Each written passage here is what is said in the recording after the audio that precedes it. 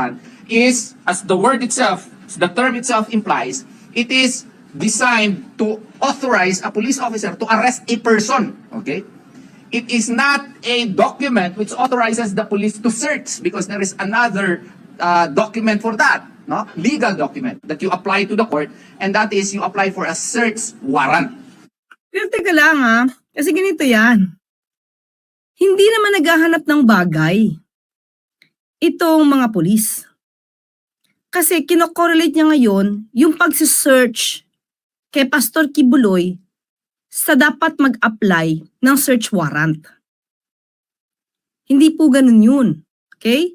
Pag search warrant po kasi, ikaw ay humihingi, no, ng basbas. Ito a warrant, no, na i-issue ng court, na ikaw ay magsagawa ng pag-search, paghahanap ng mga ebidensya. Diba? Paghahanap ng ebidensya.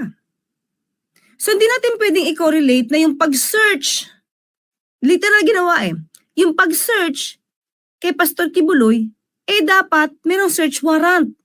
Hindi. Kasi ang pinapa-implement, ang ipinapatupad ngayon ng PNP yung warrant of arrest. Diba? Of course, sinesearch nila si Pastor Kibuloy through a warrant of arrest. Okay? So, hindi, magkaiba po yun. Pag search warrant, usually it's evidence. Diba? Na makukuha. Bagay, material na mga ebidensya. Iba yung pagsisearch sa tao using a warrant of arrest. So, kaya natin dapat i-take up to kasi baka maiba Maiba yung iniisip ng mga nakikinig. Ang pagkakaalam ko nga, itong si Tony Torre ay professor pa yata. Diba? So, dapat ito maipaliwanag yung mabuti, ha? Kasi magkakaroon ng misconception na hindi pwedeng pagparehonin ang idea ng search warrant at saka warrant of arrest. And even under Rule 126, when you, of the rules of court, when you implement a search warrant, you require two witnesses of sufficient age and discretion to accompany you, no, to accompany the police in conducting the search. And there is the requirement of specificity. You have to specify the place to be searched, nothing else. Okay? Why is that a requirement under the law? That is a requirement under the law because these writs, these orders, constitute a disturbance to the right of privacy of an individual. The state may allow the police officers to conduct a search within the premises if he has a search warrant that constitutes an intrusion into his privacy, but the privacy rights of an individual should succumb to the right of the police officers, to the duty of the police officers to enforce the law. But okay, tama naman yon. Tama yung connotation niya, tama yung concept niya about search warrant. Diba? Kung walang search warrant, hindi ka pwede basta-basta pumasok sa isang pribadong lugar, diba? At maghahalongkat ka doon. At whatever, halimbawa, wala kang valid search warrant. At naghahalongkat ka ng mga bagay-bagay doon at may nakita ka man na ebidensya na sinasabing ginamit sa isang krimen. Diba? O ito kumbaga itong gamit na to mala prohibita. Diba? Kumbaga, bawal. In its nature, bawal siya. Or dahil may special law, ginawa siyang bawal, pwede yun maseize kung merong valid search warrant. Diba? Halimbawa, ito lang halimbawa, naghahanap ka ng ebidensya kasi illegal gambling. Diba? Tapos, alam mo, doon sa lugar na yon may nagaganap na bawal na sugal. So, hindi ka makapasok Kasi naka-close, diba? Hindi ka makapasok. So, pupunta ka ngayon sa korte, mag-a-apply ka for search warrant. Pero dapat doon naka-specify kung anong lugar, ano lang yung isisis ninyo, anong gamit doon. Diba? Dapat, ito yung sasabi niya, specified, detalyado, kung anong kwarto pupuntahan, anong kukunin.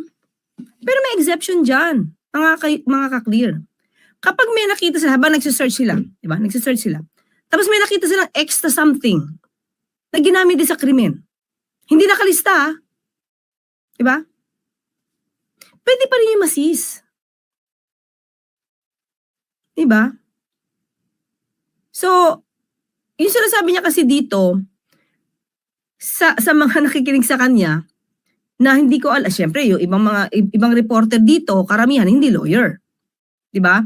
So ngayon, nag-i-explain siya, parang pinagsasama niya yung idea ng search warrant saka warrant of arrest. So dito very clear ko ano yung pinag-uusapan natin, samantalang hindi yun ang ginagawa ng PNP sa ngayon. Hindi yun ang pinapatupad. Wala silang search warrant. Meron silang warrant of arrest. Even a search warrant has limitations provided by law. Limitations on specificity, limitations on reasonableness of the search. Now, if a search warrant has those limitations, how much more an arrest warrant, which is designed solely to empower a police to arrest a particular person. And Ayan. Magkaiba po, again, ulitin natin na magkaiba po ang search warrant sa warrant of arrest. Ang search warrant talaga, dapat may specific na place. At may specific na araw. Specific days na dapat mong gawin. Nag-e-expire po ang search warrant sa loob ng 10 araw. In 10 days, dapat magawa mo yan. Pag hindi mo nagawa at hindi mo na ipatupad to kahit may search warrant ka, ma-i-invalidate na siya. Ma-expire siya, kumbaga. Mawawala na siya ng visa after 10 days. So magkaiba po yung comparison po niya. Diba? Hindi mo pwedeng sabihin na yung pinapatupad para sa search warrant, ganun din sa warrant of arrest. Kasi ang warrant of arrest ay walang expiry date. Diba?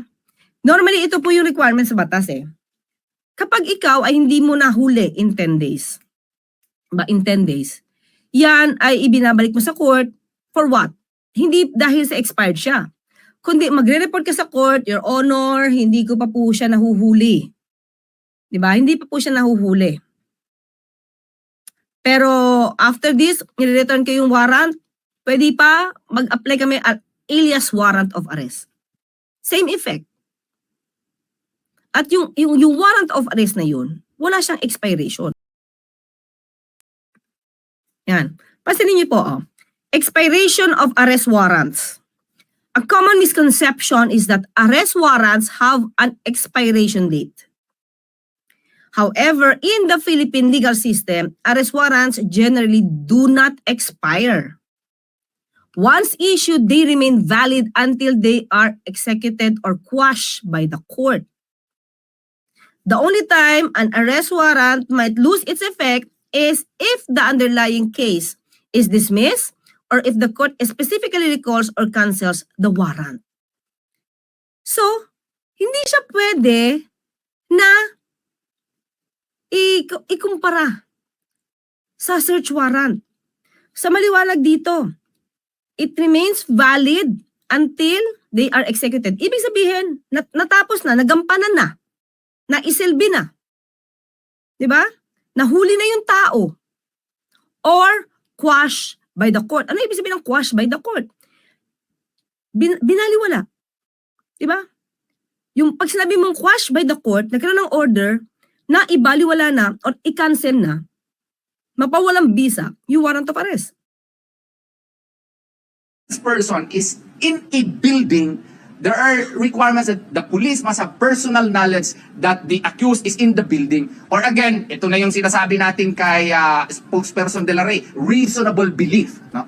Now, the reasonable belief, even in Stigall case in the U.S. Supreme Court and here in our Philippine Supreme Court, the reasonable belief requirement here means that the police officer has personal knowledge of facts indicating that the person to be arrested is in fact in a particular place. Now, can you use the reasonable belief to conduct an intrusive search? Certainly no, because the search warrant itself has limitations. How much more an arrest warrant? Wait. Alam nyo, dito sa atin pwede kang mag-arrest anytime. Anytime. Especially ganitong fugitive. Wala itong pinipiling oras. Okay? Tapos talaga, meron sa atin na rules na pwede mo itong iserve doon sa lugar na pakiramdam mo, nandoon yung tao. ba? Nandoon yung tao. So with this, sinasabi naman, nire-report ng PNP na ang paniwala nila ay nandoon. Dahil gumamit na sila ng mga machine at may nararamdaman silang may tao sa ilalim. Diba? So that's reasonable belief yun. Na nandoon yung taong gusto nilang arestuhin. Kasi may naikwento sa press con din ni General Torre na kapag ka nandoon sila at nararamdaman nila dito, parang lilipat. So, di ba? Tapos meron din mga ibang media personality, sinabi nila, nung nadinig nila yung tibok ng puso, na, let's say, pinakumpara sa kanila, iba yung tunog ng puso ng tao, heartbeat ng tao sa hayop. Di ba? Yun yun. So, kung ang reasonable belief nila ay nandito, pwede lang arestuhin yan dyan. Pwede silang tumambay dyan para alamin. Kasi ganito yung mga kaklear Halimbawa, di ba sabi niya may limitation, di ba? Dapat parang specify, di ba? Paano? Ito lang. Paano kung ang pakiramdam ko nasa building A? Building A. Tapos, may nakapagtimbre na nasa building B. Ibig sabihin ba yung pag-aaresto ko sa building B at doon nakita, illegal? Hindi. Diba? Kasi ang warrant of arrest, anywhere. Kahit saan yan. Kung mahuhuli yan. Ang hindi lang kasi pwede ganito. Depende yan sa jurisdiction. Halimbawa, ang alam mo sa Davao City, nagtatago.